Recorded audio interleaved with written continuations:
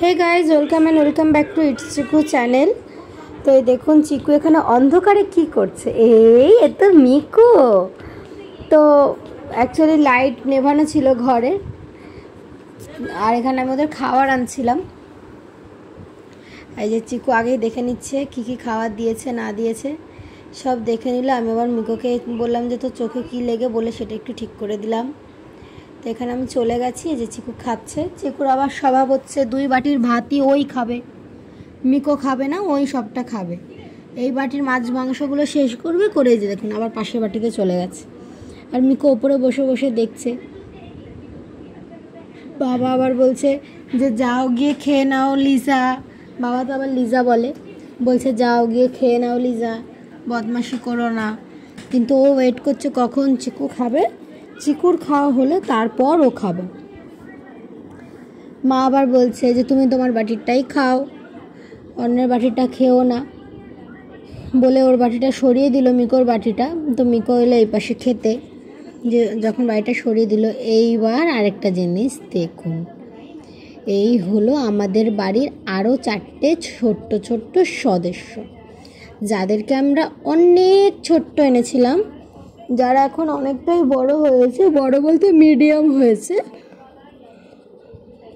আর ওদেরকে বাথরুমে ছেড়ে রাখি, যেহেতু গাইজ আমাদের মাঠ নেই, ঘাট নেই, আমরা ফ্ল্যাটে থাকি, তাই বাথরুমের মধ্যে ওরা সারাদিন ঘরেও ছেড়ে রাখা যায়, কিন্তু ওরা তো পটি করে দেয়, বোঝে না, যার জন্য ঘরে না ছেড়ে ওয়াশরুমেই ছেড়ে রাখি।